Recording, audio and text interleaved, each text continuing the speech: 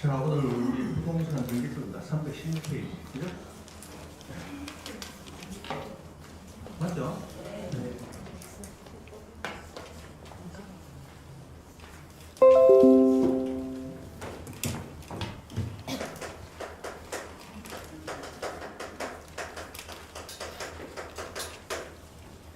자, 부동산 등기법하고 우리 저번 주까지 했던 공간정보의 구축 및 관리에 관한 거 줄여서 그냥 지적법하고 불렀습니다.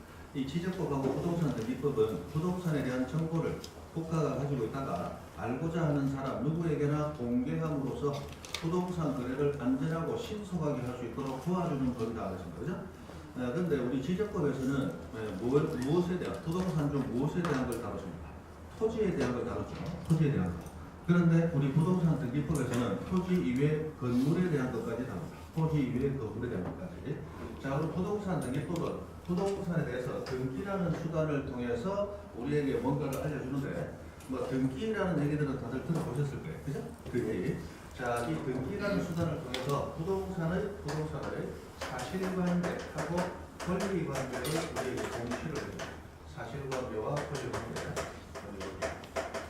자, 이 두 가지를 우리에게 공시해 줌으로써 부동산에 대한 거래를 안전하고 신속하게 만들어 주려고 도와주는 법인데, 자, 여기 사실관계니 권리관계니 하는 이런 용어들. 사실관계는 이미 우리 시적구할 때 많이 들었어요. 사실관계는 다른 말로 뭐라고 부른다? 부동산의 표시. 부동산 표시. 표시를 사실관계라고 부른다는 거죠. 그죠? 부동산 있는 그대로의 사실 그대로를 나타낸 거다. 사실 그대로를 표시한 거다. 그래서 저렇게 나오는데, 자, 우리 부동산 등기법에서 다루는 것은 토지만 다루는 게 아니고 건물도 다루다. 토지 위에 건물도 다루다. 이렇게 다루는데, 이 토지의 사실관계와 건물의 사실관계, 토지, 땅입니다. 있는 그대로의 사실, 건물 있는 그대로의 사실 조금 차이는 있을 수 있겠죠. 그래서 이 토지 같은 경우는 우리 등기법을 통해서 네 가지 사실관계가 기본적으로 공개가 됩니다. 소재, 지분, 지목면적. 소재, 지분, 지목면적. 그래서 네 가지가 공개가 돼요. 요거 다 들어보던 이름이죠. 뭐 할 때? 지적법 할 때. 지적법 때. 자, 토지는 어디 있느냐? 소재지분. 우리에게는 주소다, 주소. 그죠? 그리고 지목. 어떤 용도로 사용되느냐? 그리고 크기, 면적. 이렇게 네 가지. 이게 기본적으로 공시가 됩니다. 그 다음에 건물에 대해서는 5가지가 기본적으로 공시가 돼요. 소재지분, 그리고 종류, 구조, 면적. 그래서 5가지가 기본적으로 공시가 되고, 건물의 경우는 필요하면 이것 이외에도 몇 가지가 더 공시되는 게 있습니다. 근데 기본적으로는 요 5가지가 공시가 돼요. 똑같죠? 소재지분 어디 있다. 그 다음에 종류. 이 건물은 주택이냐, 공장이냐, 창고냐. 또 주택이라면 단층 주택이냐, 2층 주택이냐. 그런 것들. 그 다음에 어떻게 지어졌느냐, 구조가 어떻게 되느냐, 철근 콘크리트조로 지었느냐, 뭐 목조로 지었느냐, 석조로 지었느냐. 그런 것들. 그 다음에 면적, 크기가 어떻게 되느냐.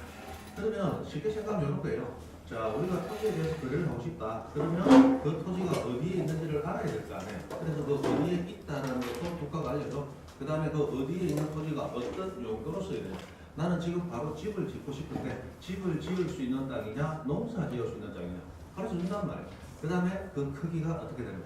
그럼 내가 원하는 크기대로 그 토지가 실제로 존재하는 것인지 그런 걸 다 가르쳐 주더라고요. 그 다음에 내가 건물을 사고 싶은데, 자, 건물, 요즘 목조로 지으니까, 겨울에는 화재 위험 때문에 겁이 나. 그래서 나는 철근 콘크리트조를 원해. 그러네, 철근 콘크리트조 살아보니까 이 겨울에 좀 추운 것 같아. 차라리 목조로 해서 따뜻하게 지내고 싶어. 이런 여러 가지 사람에 따라 취향이 있을 거 아니에요. 그러면 이 건물은 어떻게 지어졌느냐. 그런 것까지 다 가르쳐 준다. 그것이 우리 등기를 통해서 공시가 되는 것들인데, 자, 우리 사실관계는 특히 토지 사실관계는 지적법에서 중점적으로 공시를 한다 그랬어요. 그러면 우리 등기를 통해서 중점적으로 공시하는 건 뭐냐? 이 권리관계를 중점적으로 공시한다. 권리관계. 자, 이 권리관계에서 나오는데 권리관계는 크게 두 가지가 있어요. 소유권, 누구의 것이냐. 가장 중요한 거죠. 누구의 것이냐. 그리고 이 소유권을 제외한 나머지 권리, 소유권 이외의 권리, 이외의 권리. 여러분, 우리 지금 물권법 들어가십니까? 민법에 물권법. 물권법 지금 무슨 권 배우세요? 소유권 배웠어요? 네. 취사권, 지역권, 전세권 다 배웠고 저당권. 네. 그런데 그럼 대충 다 배웠네. 소유권, 뺑권리, 지상권, 지역권, 전세권, 저당권 이런 것들 얘기하잖아요. 맞죠? 채권 들어갔습니까? 아직 안 들어갔습니까? 채권 들어가면 임차권이라는 권리를 나중에 배우실 거예요. 그런 권리들하고 소유권을 제외한 권리들을 권리 관계라는 이름으로 공시를 하고 있는데 우리가 가장 기본적으로 가장 핵심적으로 얘기하는 권리가 소유권이죠. 소유권이 제일 중요하다. 소유권. 물론 소유권이 제일 중요하니까 민법 40문제 중에 39문제가 소유권에서 나오는 건 아니지만 그러나 권리 중에 가장 중요한 권리는 무슨 권리다? 소유권이다. 소유권 없이는 다른 권리가 있을 수가 없어요. 소유권이 존재해야 다른 권리가 있을 수 있죠. 그렇거든요. 나중에 또 설명드리고. 자, 사실관계에서 이렇게 나오는데 우리 부동산 등기법은 부동산에 대해서 공시하기 위해서 등기부라는 장부를 만듭니다. 지적법은 지적공부라는 장부가 있었죠. 7종이 있다고 했는데 등기부는 딱 2종밖에 없어요. 토지 등기부와 건물 등기부. 그러면 자 이런 건물이 있는데 이 건물은 공중에 떠 있을까요? 땅 위에 서 있을까요? 땅 위에 서 있단 말이에요. 그래서 어떤 건물이든지 땅을 기반으로 해서 존재를 하고 있는데 자 이 건물이라는 이 부동산은 토지하고 딱 붙어서 움직일 수 없게 되었지만 우리 민법에서 그리고 대법원 판결을 통해서 건물은 어떤 경우에도 토지와 한 개로 합쳐지지 않는다. 토지와 건물은 언제나 별개의 독립한 부동산이다. 이런 얘기 들으셨죠? 그래서 자 건물도 하나의 부동산이고 토지도 따로 하나의 부동산이기 때문에 건물에 대해서도 별도로 등기부를 만들고 토지에 대해서도 별도로 등기부를 만들어요. 자 이렇게 등기부 만드는 것을 우리 등기법에서는 부동산 하나마다 등기기록 하나씩 둔다. 1부동산 1등기기록주의 이렇게 부른다. 1부동산 부동산이 하나면 등기기록도 몇 개? 한 개를 둔다. 이렇게 됐다. 1등기기록주의 이렇게 됐다. 자 그러면 건물도 건물대로 하나의 부동산 등기부가 있고 토지는 토지대로 하나의 부동산 등기부가 따로 있다는 거야. 그럼 보통 우리가 집을 사고 팔았다라고 얘기를 하는데 집 샀다. 요번에 내가 집 샀거든. 집 구하러 오이라. 그러면 집들이 가가지고 요즘 집들이 집에서도 잘 안 하죠. 요즘 여자들의 권한이 막대하게 커지기 때문에 요새 누가 집에 손님 초대하노. 그나마 좀 괜찮은 데가 손님을 초대하되 절대로 음식을 하지 아니한다. 출장 음식, 배달 음식, 그죠? 그럼 집에만 가도 괜찮죠. 괜찮은데. 아이고, 이번에 제가 이 마산, 제가 고향이 마산인데 마산에 친구가 한번 놀러 왔다가 하루 잡아갔습니다. 그래 지금 창원에 지금 마산도 창원에 가니까 창원에 가서 친구들 다 있다가 야 우리 다음에 창원에 한번 가자. 했더니 야 우리 집이 소라서 이런 많은 일을 하면 하니까 다들 한 얘기가 뭐냐? 야 누가 너희 집에 잔다더라. 요새 누가 집에 가서 자? 이런 얘기를 친구들이 해요. 그런데 예전에 저거 신혼 때는 신혼 살림집에 가서 일주일씩 놀고 먹고 자고 와고 했거든요. 근데 요새는 안 그래. 똑같은 글마하고 똑같은 글마 와이프인데도 집에 못 가는 게 세상이 바뀌었어. 아이고 참 그렇게 추주받았어. 그 집도 똑같은 집이야. 아니 그 집에 살고 있거든. 그런다고 못 가요. 세상이 바뀌었어요. 어쨌든 자 부동산 하나마다 등기 기록을 하나씩 주는데 등기를 하나 주는데 자 이 부동산 하나마다 등기 기록을 하나 둔다라고 할 때 이 하나의 등기 기록은 세 파트로 구성이 되어 있어요. 표제부라고 부르는 파트하고 각부라고 부르는 파트하고 을부라고 부르는 파트로 나눠져 있습니다. 요 세 파트를 합쳐서 1등기 기록이다 이렇게 불러요. 자, 우리나라는 예전에는 이 등기 기록, 그냥 등기부라고 부르는데 이 등기부가 예전에는 종이로 된 걸 썼습니다.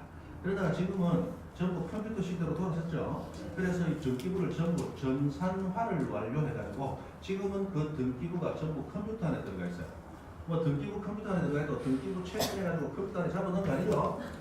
예전에 종이로 돼 있던 등기부상의 내용을 일일이 키보드 두드려가지고 컴퓨터 안에 자료로서 저장을 해놓고 있다.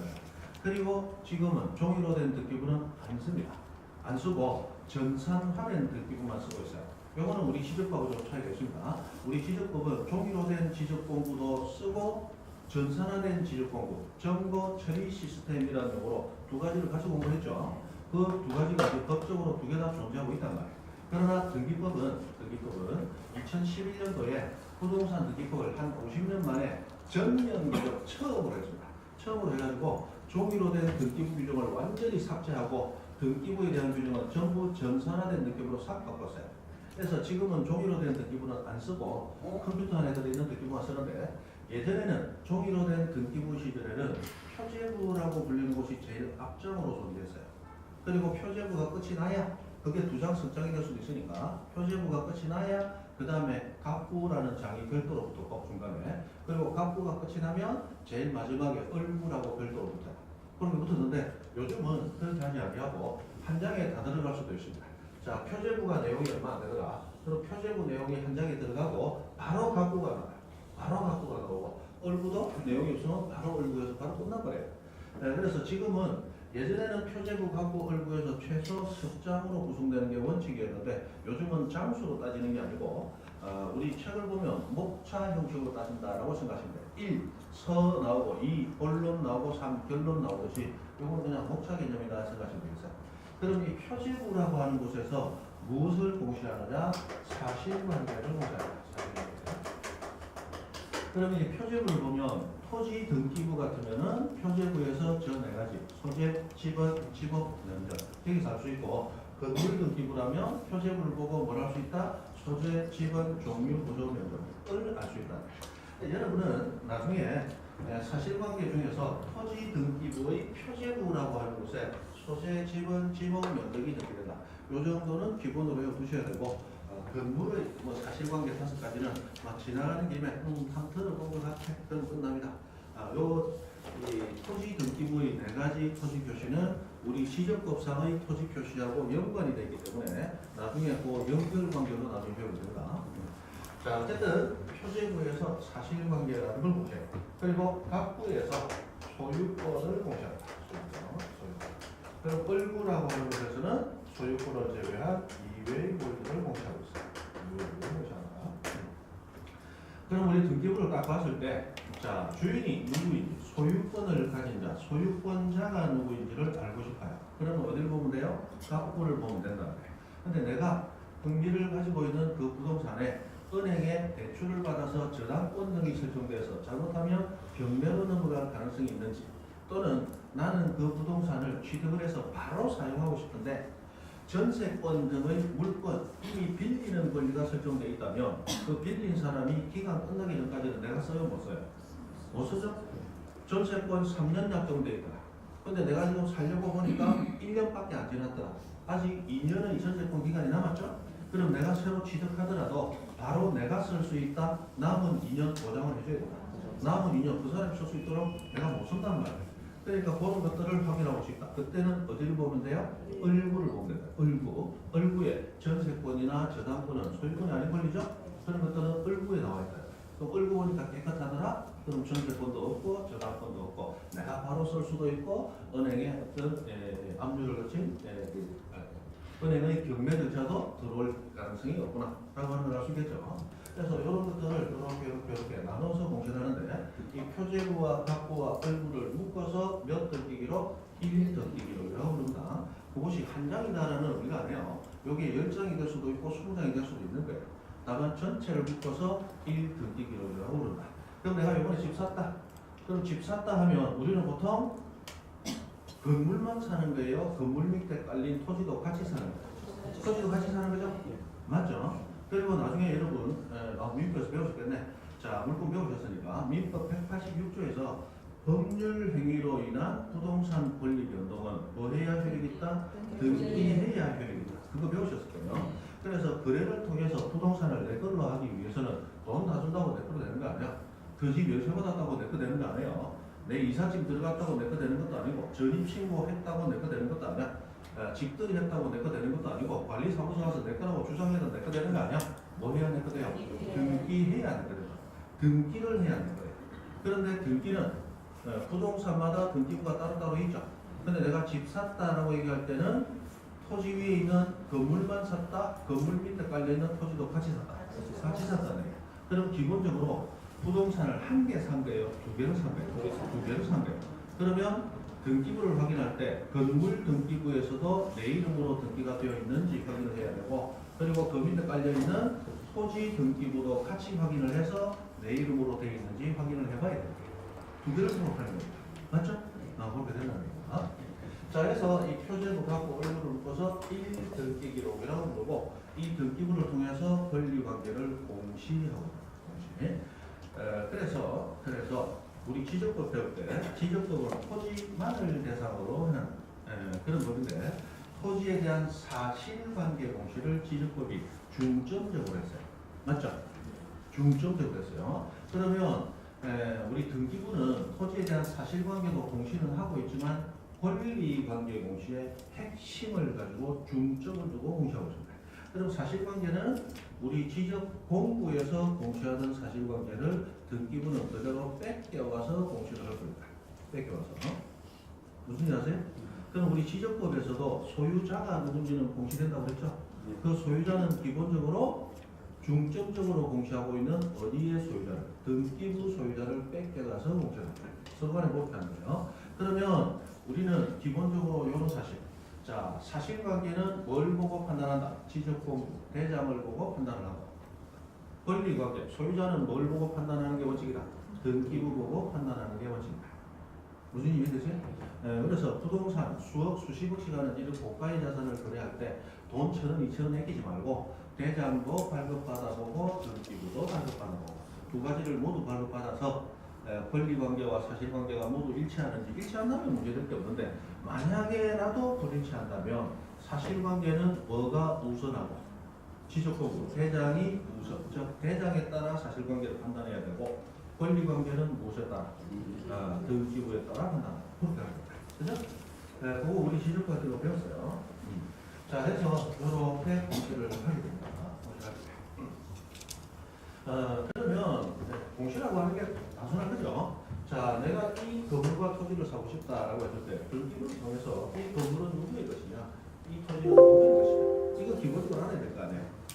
우리 등기부는 공신력이 없다라는 얘기 민법할 때 들어보셨죠? 예. 공신력이 없다. 등기부는 그리고 우리 등기부에 등기된 각종 권리는 추정력만 있지 간주하는 힘은 없다. 이런 얘기도 아마 들으셨을 거예요. 그래서 등기부는 공신력이 없기 때문에 등기부를 100% 믿고 거래하기에는 무리가 있습니다. 공신력이 없어요. 자, 인문 과정이니까. 올해 몇 달 전에, 몇 달 좀 됐죠. 뉴스에 신문에 뭐가 뜨느냐, 등기에 공신력이 없기 때문에 등기부 상의 소유자로부터 공인중개사를 통해서 적법하게 소유권을 취득하고 살고 있었는데 엉뚱한 사람이 나타나서 이거 내 거니까 당신 나가시오, 이렇게 된 거예요.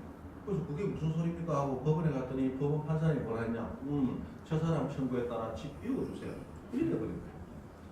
난리가 났죠? 그거 한번 들어보셨을 거예요. 자, 그 사건이 어떤 사건이냐? 이런 사건이 아니에요. 자, 집이 하나 있어요. 이 집이 갑의 명의로 되어 있는 집입니다. 그런데 을이라는 사람이 처야. 자, 천대. 을에게는 갑이라는 배우자 이외에 사실상 배우자가 별도로 있을 거예요.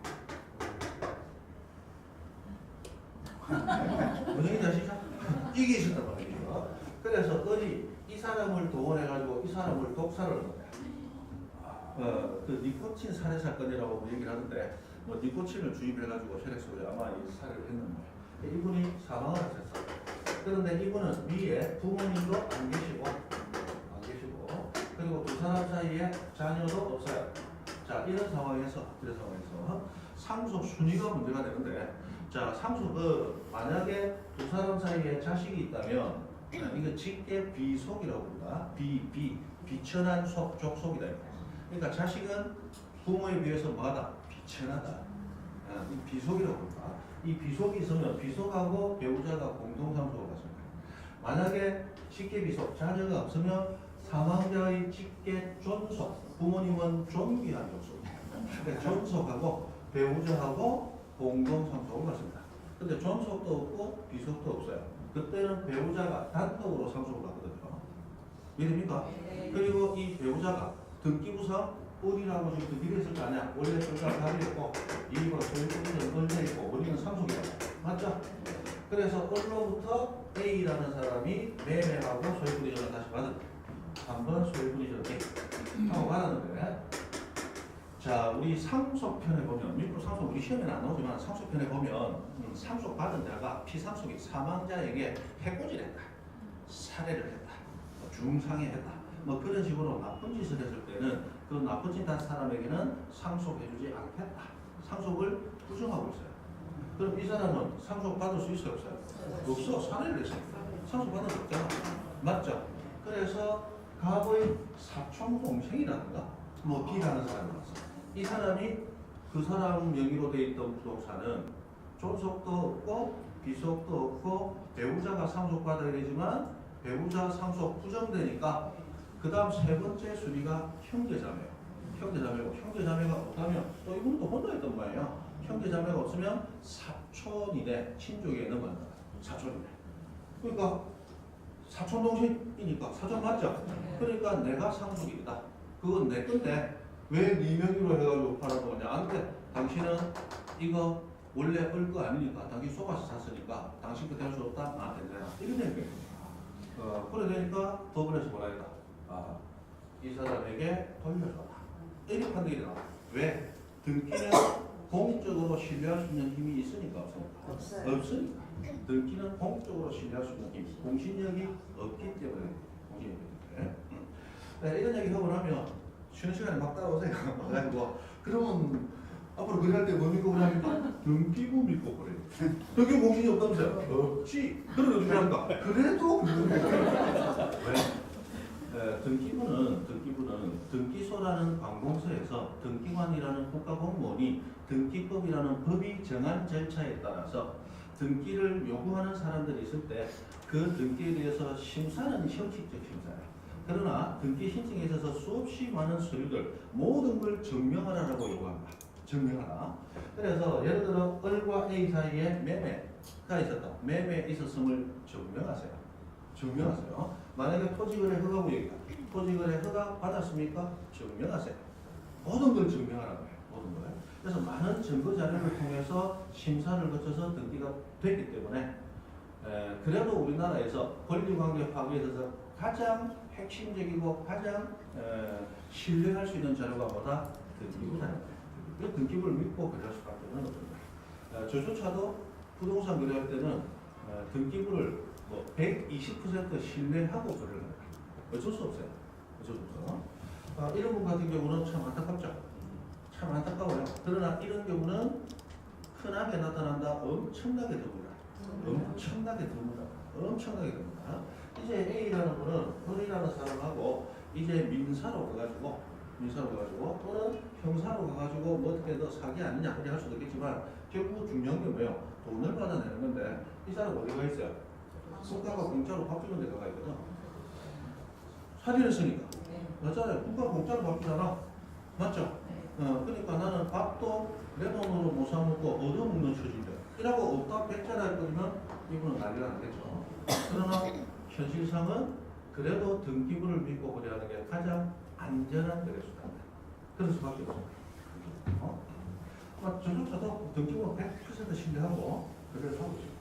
공신력이 없다는 얘기인데 이런 얘기인데 이런 경우의 수는 엄청나게 드물다. 엄청나게 드물다. 그죠? 그렇게 하는 거예요. 자, 이런 조금의 하자가 있을 수도 있지만 그래도 현재 법 제도상 가장 신뢰할 수 있는 게 무슨 제도다? 등기 제도다. 그래서 우리는 그 등기 제도에 대해서 지금 배우는 거예요. 그리고 등기부에 등기가 되면 추정력이 있다는 얘기 들어보셨죠? 추정력을 가지기 때문에 반대 증거가 나오기 전까지는 그게 맞다라고 인정해주는 힘이 있다. 등기부는. 그만한 힘 가진 게 대한민국에 있다. 없다. 등기부가 그래도 가장 신뢰할 수 있는 자료다. 우리는 그걸 믿고 이제 거래를 하는 겁니다. 자, 그렇다면 등기는 우리 시험에서 몇 문제가 나오냐? 12문제가 나온다. 12문제가 나오고. 자, 지적, 우리 앞에 봤던 지적 몇 문제 나오느냐? 역시 12문제가 나온다. 12문제. 자, 예를 들어서 10시간을 투자해서 지적부 공부했다? 10문제는 듣더니 마셔야 된다. 10시간 투자해서 등기부 공부했다? 한 두세 문제도 맞춘다고 얘기하기 어렵습니다. 등기법은 그만큼 난이도가 높아요. 자, 이런 겁니다. 이 부동산이 갑의 것이에요. 갑의 것이다. 갑이라는 사람이 을이라는 사람에게 돈을 받고 물건을 팝니다. 이걸 매매라고 그러죠. 그러면 자, 을은 갑에게 돈을 주는 이유가 부동산 소유권을 가지려고 하는 거죠. 맞죠? 그러면 을이 소유권을 가지려고 하는데 갑이 가진 물건이 동산일 때는 점유의 이전, 인도를 받으면 이렇게 돼요. 맞죠? 그러나 부동산은 뭐 해야 될 거 된다? 등기해야 될 거 된다는 거예요. 그래서 소유권 이전이 이루어지기 위해서는 을의 명의로 등기가 되게 됩니다. 그러면 우리 등기부상에 보면 소유자가 처음에는 갑이라고 되어 있었어요. 그러다가 자, 소유권 이전 을하고 을 명의로 등기가 되어야 을게 되는데 자, 이 을 명의로 등기되기 위해서는 어떤 절차를 밟아야 된다 라고 하는 것을 우리 등기법에서 배웁니다. 그러면 자, 이런 이전 등기가 되기 이전에 갑과 을 사이에는 매매라는 법률 내용이 있었죠. 여러분 청약이니 성낙이라는 의사표시 내용 의미들에 대해서 배웠죠. 그러면 갑과 을 사이에 이 부동산에 대해서 청약과 성낙이라는 의사표시 합의가 있을 때 민법상 매매계약이 성립이 되잖아요. 맞죠? 그리고 매매가 완결되기 위해서 계약금, 중도금, 자금까지 다 지불이 돼야 돼요. 그 과정까지를 어디서 다루느냐? 민법에서 다룬다. 민법에서. 만약에 돈이 지급이 안 되면 어떻게 하느냐? 채무 불이행이라고 우리 뭐 배운다. 그런 게 다 돼가지고 이제 완결이 됐어. 민법상 법률행위가 완결이 됐어. 그러면 만약에 갑과 을 사이에 매매계약의 대상이 동산이었다면 인도, 점유이전, 넘겨주고 넘겨받는 행위가 필요할 거 아니에요. 근데 부동산일 때는 뭐가 필요해요? 등기라는 게 필요하다. 등기. 그리고 우리 민법 186조에서 법률 행위로 인한 부동산 권리 변동은 등기해야 효력이 생긴다라고 규정이 있는데 문제는 등기해야 효력이 있다라고만 민법이 규정을 하지 등기는 무엇이고 어디서 하고 어떻게 이루어지는가에 대해서는 민법은 샤라모스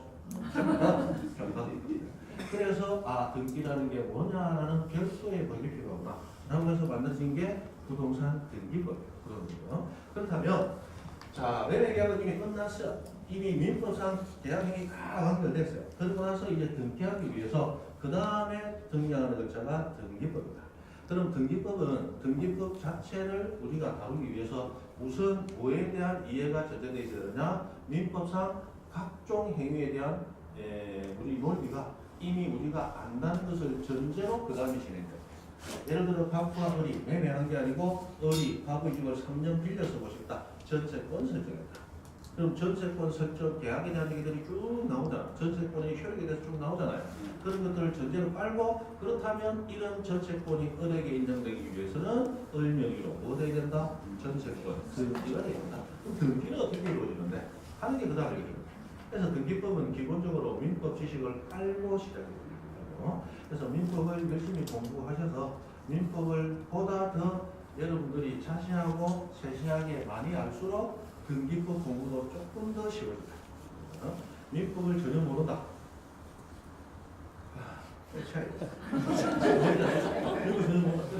전세권이 뭡니까? 전세권 설정 등기, 전세권 이전, 전세권 변경, 전세권 기간 연장하기에 따른 전세권 변경 뭐 이런 얘기 나오는데 전세권이 뭔데요? 그런 거 이렇게 무슨 얘기 아시죠? 그래서 민법은 중요하다. 등기법을 위해서만 중요한 게 아니고 나중에 뭐 중개실무 들어가면 중개실무에서 나오는 각종 실무 관련된 판례들 그 문제가 전부 민법 판례들이다. 대부분 그죠? 민법이 중요하다. 그다음 민법에서 배운 용어들 다른 법에서 다 쓰더라. 민법에서 배운 용어들 전부 다른 법에서 쓰더라. 그래서 민법을 잘하면 다른 법 이해하는 데 굉장히 수월해. 민법이 중요하다. 중요하다 얘기를 하는 거예요. 특히나 우리 그 민법 가르치는 그 정태규 선생님이 세세하고 상세하게 너무 자세하게 하려다 보니까 이 양이 너무 많아져서 조금씩 밀려서 나중에 이제 보강도 조금 할 거예요. 보강도. 열심히 잘하십시오. 자, 가봐보러. 정태규 선생님하고 친한가봐요. 한번 만나주세요.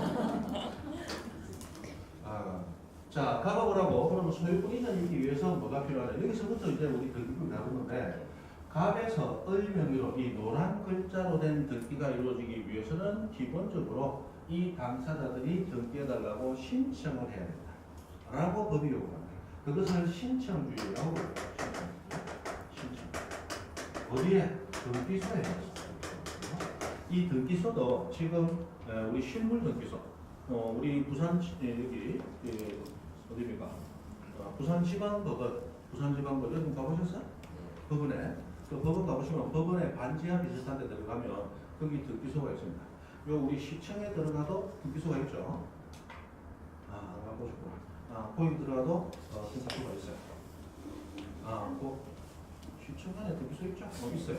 거기서 연제구하고 동래구 등기 사건을 거기서 하는 거죠. 자, 그래서 등기소, 실물 등기소가 있고, 그 다음에 우리 대법원이 만들어 놓은 인터넷상에 홈페이지가 갖춰져 있는 인터넷 등기소라는 것도 있어요. 그래서 우리는 인터넷 등기소에 접속해서 등기 신청을 해도 되고, 실물 등기소에 가서 등기 신청을 해도 되고, 일단 등기 신청은 무조건 어디에서? 등기소에서 신청해 줍니다. 신청을 해야 등기해 주는 게 원칙입니다. 그럼 신청 안 하면 등기 안 해줍니까? 원칙 안 해줍니다. 안 해줍니다. 자, 그럼 신청을 할 때 어떻게 신청하면 되느냐? 원칙 공동 신청해라. 공동 신청해라. 자, 갑을 매도인, 을을 매수인이라고 부르는데 갑이 혼자 신청하면 안 됩니까? 안 됩니다. 그러면 물건을 매도를 하려면 을이 혼자 신청하면 안 됩니까? 안 돼요. 안 되고 파는 자 측과 넘겨받는 자 측, 넘겨주는 자와 넘겨받는 자, 양당사자가 함께 신청해라. 이 공동신청. 이 공동신청의 의미는 조금 더 따로 배웁니다.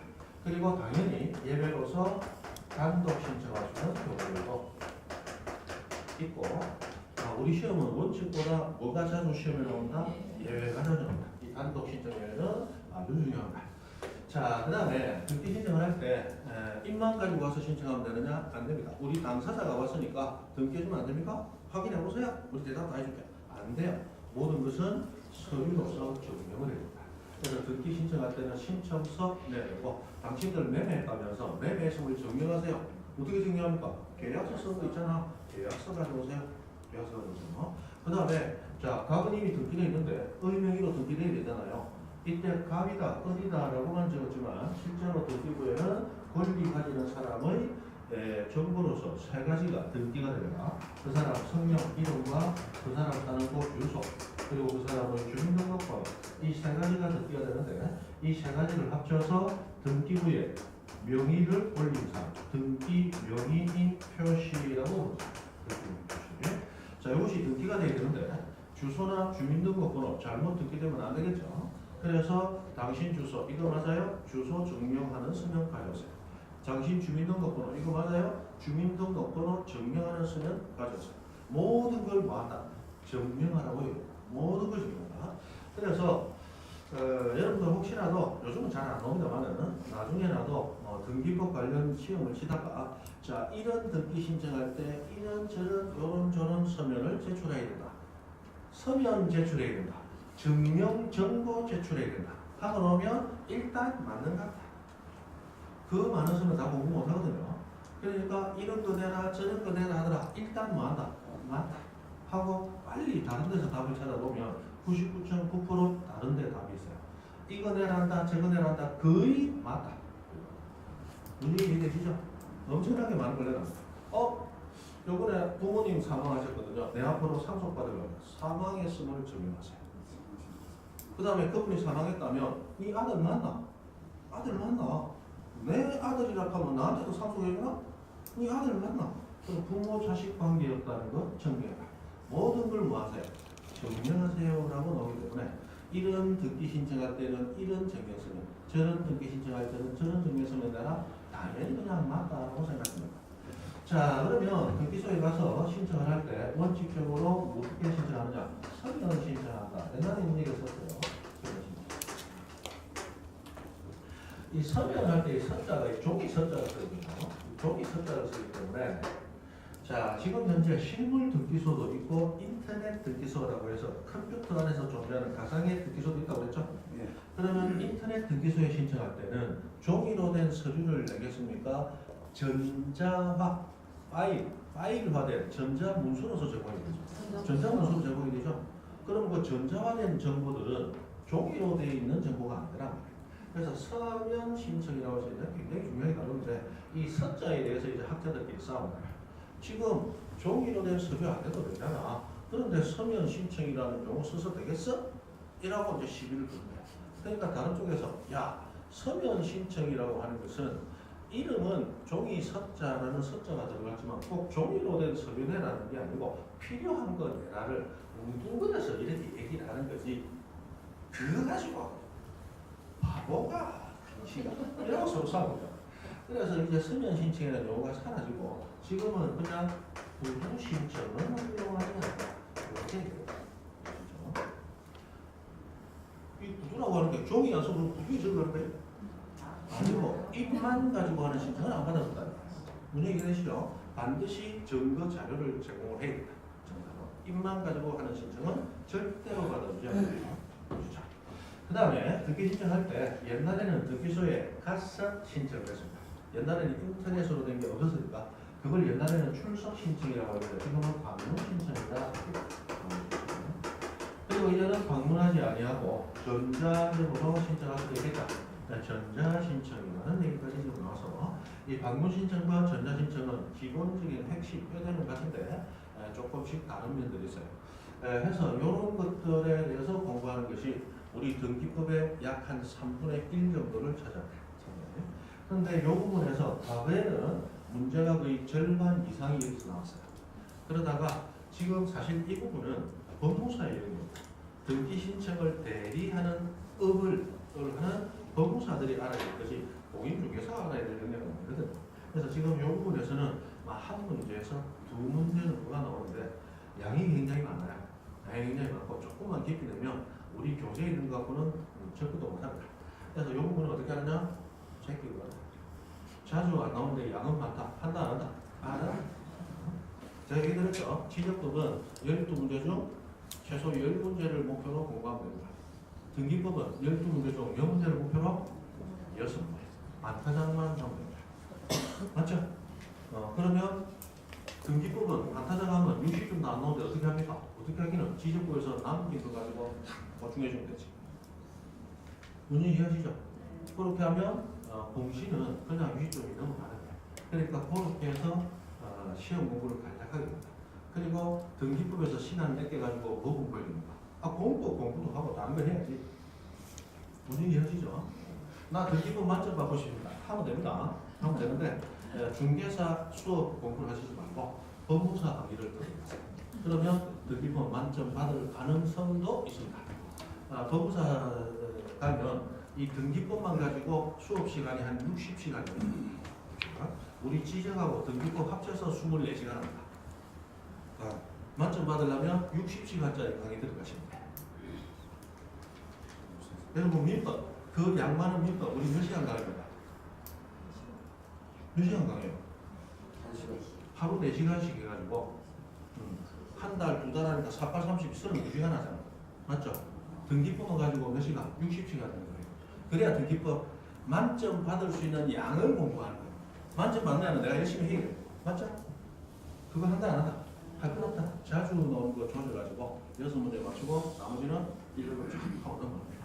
자, 그러면 이렇게 나오는데 그럼 등기소에서는 이 신청한 절차들을 그대로 받아주게 돼 있어요. 이 받아주는 걸 접수한다. 자, 접수하는데 접수는 거부하지 못하고 무조건 해서 들어돼 있어요. 근데 접수한다고 다 듣게 되는 게 아니겠죠. 자, 접수하고 나서 그 다음에 심사를 하게 됩니다. 이 심사는 형식적 심사 맞나요? 형식적 심사. 나중에 우리 지적법 들어가면 지적법에서는 실질적 심사다라고 얘기하는데 우리 지적법 할 때 소재, 지분, 지목은 현장에 가서 눈으로 보고 조사의 대상이 되고 면적, 경계, 좌표는 기계를 대서 재보는 측량의 대상이 됩니다. 기억나세요? 면적, 경계, 좌표는 측량의 대상. 그럼 면적, 경계, 좌표 뺀 소재, 지분, 지목은 조사의 대상입니다. 현장에 가서 눈으로 보고 확인한다. 실질적인 심사입니다. 근데 등기는 형식적 심사입니다. 그럼 형식적 심사는 어떻게 하는 거냐? 자, 등기 신청은 입만 가지고 한다. 자료 제공해야 된다. 자료 제공해야 된다. 당사자가 제공한 자료만 가지고 심사한다. 제공한 자료만 가지고. 즉 쉽게 한 얘기로 서류 심사하고 진다. 현장에 간다 안 간다? 안 간다. 등기관은 현장에 가봅시다. 현장 조사권 자체가 없어요. 현장 조사권 자체가 없고 읽어보니까 매매했다고 하는데 이거 10억짜리 건물이잖아. 파는 사람 보니까 목에 목걸이가 벌써 금목걸이 저거지 이거. 잘 못 보셨죠? 이런 거 입고 하니까 10억짜리 건물 주인이 그렇단 말이야. 그런데 지금 이 추운데 매수인이라고 10억 주고 샀다고 하는 사람 보니까 아디다스 슬리퍼. 아디다스 슬리퍼. 그거 바느질해서 끼워가지고 지금 바지를 보니까 얼마나 잘 먹었는지 춥도 않은지 반바지 입고 왔어요. 반바지. 반바지 입고 왔는데 그 남아있는 살덩어리를 보니까 여름에 선탠한 게 아직까지 남았는지 싹하네. 자, 이 선탠했다. 그때 때국물이 질질 흐른다. 때국물이 질질 흐른다. 딱 보니까 이거는 부산역 앞에 가면 항상 있는 그 양반. 부산역 앞에 가면 봄, 여름, 가을, 겨울 상관없이. 그죠? 여름에도 이만한 배낭지고 겨울용 이불까지 지고 다니는 분 있잖아. 딱 그분이야 보니까. 그런데 10억짜리 부동산 사겠단 말이지. 도저히 나는 이해할 수 없어. 두 사람 불러가지고 당신 진짜 돈 받은 거 맞아? 이런 신문하듯이 질문도 못하는 겁니다. 그게 형식적 심사입니다. 그래서 형식적 심사만 거쳐서 등기 여부를 결정하게 되는데 이 형식적 심사라기 때문에 대신 뭘 요구한다? 수없이 많은 서류 자료를 요구한다. 그 자료를 요구해서 그런 심사 끝에 자 제대로 된 신청이었다면 등기부에 기재를 해주는데 이 등기부에 기재해준 얘기를 등기 실행한다 이렇게 얘기합니다. 그런데 제대로 된 등기 신청이 아니라면 등기는 안 되겠죠. 막부를 시켜버리는데 이걸 각하한다. 각하.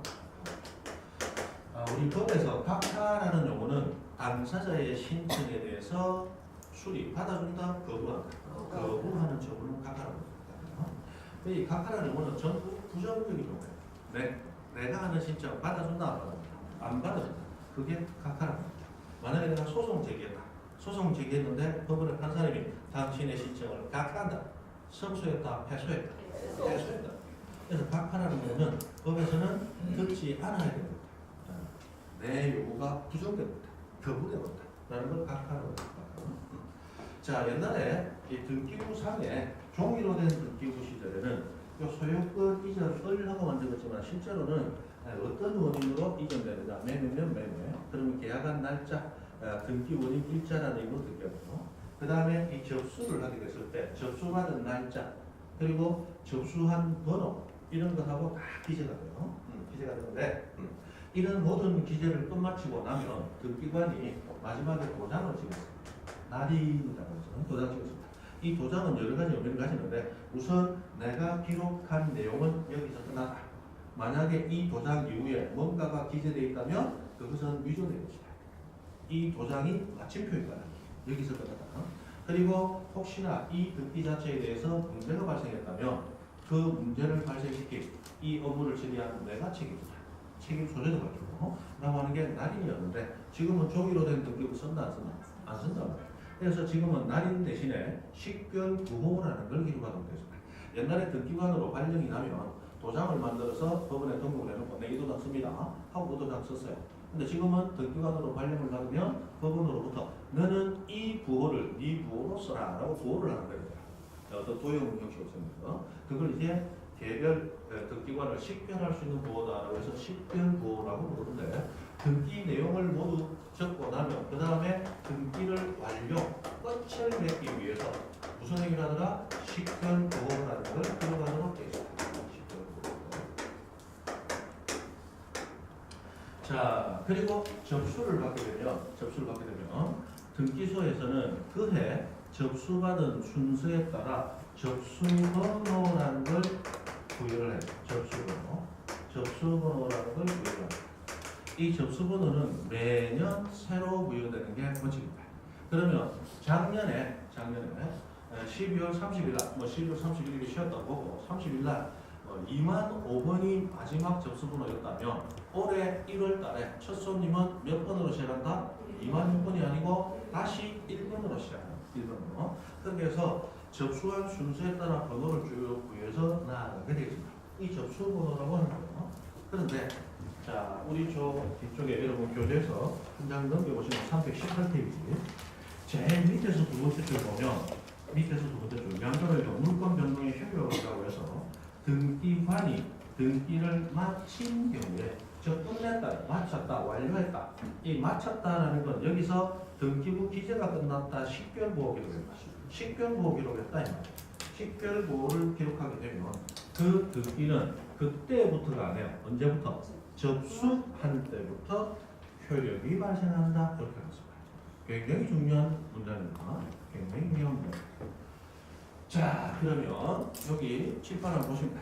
그거 빨리 묶어놓고 설명할 때 빨리 적어봐야 돼요. 지정법 때도 그랬지만 등기법 때는 다 적었다. 보게 될 때 안 가고 있더라. 그러면 그 딴 것도 모르고 적은 것도 모르고. 왜? 적은 거 얘기할 때 딴짓 얘기할 때 적는다고 딴짓하고. 그죠? 다 적고 나니까 벌써 이 말이 이제 나가야 돼. 이것도 모르고 저것도 모르고. 등기는 철저히 들어야 됩니다. 여러분 나중에 가서 저희가 쳐보시면 무슨 얘기인지 몰라요. 그 사법고시 공부를 10년 한 친구들도 민법 하면 1118개 조문 거의 다 외우고 있습니다. 다 외우고 있는 그 친구들도 등기법 책 탁 해갖고 처음 던져주면 책을 한 200페이지 있다가 집 던지거든요. 왜? 무슨 소리인지 모르겠어요. 등기법은 절차법 중에서 상당히 문장도 그렇고 이 뭐라고 하면 재미도 없고 딱딱하면서 어려워요. 보통 이 법대생들이 어려워하는 법이 소송법이다. 민사소송법. 저도 예전에 법을 전공했으니까 소송법을 읽으면 소송법이 예전에 이제 500페이지짜리 책이 있다. 그럼 앞에 한 70페이지에서 150페이지 그만 싹 하면 뭐 때문에? 도전 민사소송법. 그러다가 딴 거 공부하다가 한 2주 있다가 다시 도전 다시 처음 들어요. 그래서 다시 읽든지 몇 번 반복하고 나면 읽은 데는 밑에 보면 싹 하면 아시죠? 뒤에는 하게 대표적인 책이 무슨 책이다? 등기법. 앞에는 새까맣고 한 150페이지. 나머지 한 1300페이지는 하게. 그만 읽게 되고 등기법. 안 들으면 안다 모른다. 모른다. 민법 다 외우는 사람들도 그리 어려워.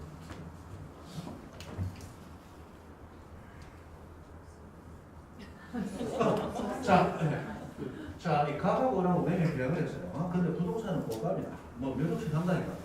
그러면 자, 우리 가한테 청약을 했어요. 당신 집 4억이면 내가 살게요. 청약을 했습니다. 그랬더니 갑이 4억은 그렇고 5억을 받아야 되는데 그럼 내 5억, 네 4억이니까 절반에서 4억 5천 하면 내가 할게요. 4억 5천이면 내가 사겠습니다. 콜! 그럼 청약 성립 합치가 됐죠. 그러면 4억 5천이 한 돈이 주머니에서 바로 꺼내가지고 내가 이럴 줄 알고 4억 5천 가 맞지? 하고 바로 낸다. 이런 거는 여러분 앞에는 양 선생이라고 하는 맞죠? 여러분 안 된다 이거. 여러분은 뭐 지갑 속에 해봐요. 뭐 1,000원짜리 한 수준 있잖아. 저는 지갑에 가면 지금 10,000원짜리 몇 장 들었다. 벌써 돈까지 다이가 다르다 이거. 그렇죠? 자, 그래서 보통은 계약금 주고 중도금 주고 잔금 주고 이렇게 될 거잖아요. 그게 돈 단위가 크기 때문에 현실 매매 즉시 지불이 이루어지지 않더라 대부분. 그러면 계약금 줄 때 관행적으로 10% 내외를 주는 거죠. 계약금 10% 줘야 된다. 법으로 정해진 거 없어요. 4억 5천이면 4,500 줘야 계약되는 거예요? 안 해요. 계약금으로 합의고서 10만 원만 들고 계약할 수도 있어요. 자, 어쨌든 계약금으로 보통 10% 준다고 보면 4,500 줬다는 계약금 4,500. 그 다음에 중도금 한 2억 주고 잔금 2억 주기로 했어요. 왜 2억 5천만 원이니까 아니 4억 5천만 원이니까 처음에 5천 줬다고 합시다. 5천. 그래 계산이 쉽다 그죠? 사주셔야 됩니다. 자 이렇게 주기로 했어요. 그 계약금은 지금 현재 즉시 지불이 되고 중도금은 자 매매가 11월 1일 날 있었다. 그러면 중도금을 11월 15일 날 주고 잔금을 12월 1일 날 주기로 했어요. 그럼 잔금을 준과 동시에 권리를 넘겨받아야 되겠죠? 그럼 잔금 주는 것과 동시에 보통은 등기 신청이 이루어집니다. 잔금 줄 때 보통은 법무사를 끼고 잔금 준과 동시에 이전 등기에 필요한 모든 서류를 법무사가 다 챙겨가지고 이 서류는 이전 등기가 가능합니다. 그러니까 저한테 이제는 맡기시면 됩니다. 하고 등기 신청을 해주는 거예요. 자 그러면 12월 1일날 잔금 지급이 됐으니까 12월 1일날 등기 신청되고 접수가 됐겠죠? 그런데 심사 과정이 필요하잖아. 그러면 12월 1일부터 해서 12월 한 5일까지 심사를 한다는 거예요. 그러고 나서 12월 6일날 등기가 완료가 됐다라고 가정합니다. 그러면 소유권 이전을 하는 이 기재는 12월 6일날 된 거죠. 그러면 이 등기가 되고 식별 부호까지 기록됨으로써 이제 완료가 된 거야. 그러면 을은 12월 6일날 그때부터 소유권을 가지는데요. 아니고 조금 전에 언제부터? 접수한 때부터 권리를 취득하기 때문에 이 12월 6일날 기재가 완료됨을 기초로 해서 을은 언제부터 소유권 취득한 걸로 나온다? 12월 1일 접수할 때부터 소유권 취득한 걸로 나온다. 이런 얘기를 합니다. 이해됩니까? 여러분 민법에 범죄행위 취소 배웠죠? 무효 취소. 민법 총칙 안 배웠어요? 배우셨죠? 그러면 무효는 주장 안 해도 무효다. 언제부터? 처음부터. 그러면 내가 사기당했다. 사기당한 사람은 취소할 수도 있고 안 할 수도 있어요. 그럼 취소를 안 하고 하면 그냥 유효하게 갚아버립니다. 그런데 나 취소를 해버렸다. 자, 1월 1일날 사기당했고 2월 1일날 취소를 했어요. 그럼 2월 1일날부터 효력이 없는 거예요. 1월 1일 계약한 때부터 효력이 없는 거예요. 계약한 때부터. 행위는 이때 했는데 효력은 저때부터 발생한다. 이렇게 행위하는 것하고 효력 발생 시기 언제 있는가 하고는 별도로 다룰 수 있다는 거예요. 맞죠? 그럼 우리 등기법에서 행위가 끝나는 건 언제다? 12월 6일이다. 그러나 효력 발생은 언제부터 한다? 12월 1일부터 한다. 이렇게 이제 나눠놨다. 그래서 거기 나오는 그 문장 등기관이 등기를 뭐하면 마치면 그 등기는 언제부터? 접수한 때부터 효력을 발생한다. 그거 아주 중요합니다. 알아보시죠. 자, 그렇다면 이 부분은 예전에 굉장히 중요했고 요즘은 문제수도 적고 양은 너무 많고 하기가 어렵다. 그러면 등기 실행을 해가지고 등기가 완료됐다고 했는데 이 등기 실행 어떤 등기가 되는 거냐? 일단 소유권부터 해서 어떤 지상권, 지역권, 전세권, 그 다음에 전환권. 그리고 여러분은 민법에서는 안 됩니다. 권리질권이라는 권리. 그 다음에 여러분 나중에 배운 임차권. 자, 이런 권리들이 자, 등기부상에서 내용에 따른 분류라고 해서 기입 등기 이루어지고 변경 등기 이루어지고 경정 등기 이루어지고 말소 등기 이루어지고 말소 행복 등기 이루어지고 멸실 등기 이루어지고 이런 등기들 하고 그 다음에 이런 등기들을 했을 때 바로 효력을 발생하는 종국 등기라고 하는 게 있고 바로 효력 발생하지 않는 예비 등기라고 하는 게 있어요. 이런 등기하고 그 다음에 이 등기할 때 등기부에 번호를 기재할 때 1, 2, 3, 4하고 독립된 번호를 붙여가는 주등기 또는 독립등기라는 형식으로 이런 등기가 있고 1-1, 1-2, 2-1 같이 번호가 독립적으로 하나만 쓰이는 게 아니고 두 개가 쓰이는 부기등기라는 형식의 등기가 있어요. 그래서 우리가 강론 파트, 등기법의 거의 절반을 차지하는 강론 파트에서 나오는 게 바로 이겁니다. 각종 권리에 대해서 각종 형태를 주는 등기. 여기서 지금 문제수가 거의 한 8문제가 여기 집중이 되고 있어요. 이 부분과 앞부분에서 종합적인 문제로 섞여 나오는 거지. 그런 식으로 많이 나오는 거예요. 그래서 이 부분 중심으로 이제 수업을 해가지고. 그런데 이 부분을 알기 위해서는 앞쪽에서 기본적으로 우리가 알아야 될 것들이 있어요. 오늘은 앞쪽에서 기본적으로 알아야 될 것들을 중점으로 해서 용어들하고 이런 것들 배우고 우리 다음에 여기서 이제 핵심되는 기본되는 내용들을 다음에 배웁니다. 자, 그러면 316페이지 총칙하고 등기 의의하고 의의는 제가 하신 참 읽어보세요. 무슨 얘기인지 몰라도 된다. 거기 등기 분류하고 해놓고 1번 등기 사항에 의한 분류하고 나왔는데 그 부분에서 오른쪽 표시에 관한 등기, 부동산 표시, 사실관계는 아까 어디에 표제부라고 한 것도 기재된다고 했죠? 그래서 바로 밑에 보면 표제부하고 나와 있고 자, 다시 윗부분에 파란 바탕 오른쪽 보면 권리에 관한 등기는 바로 밑에 어디에 갑부와 을부에 등기된다. 이거 나와 있죠? 그 정도 하시면 됩니다. 그 정도 하시면 되고 그 다음 밑에 이건 효력에 의한 분류는 나중에 하다 보면 알게 됩니다. 그 다음 317페이지 3번 형식에 의한 분류도 하다 보면 알거든요. 4번 내용에 의한 분류에서 이름들 나오는 거 있죠? 그 이름들은 대략 무엇을 얘기하는가 정도만 이거 알면 되는데 그거는 10분 쉬었다.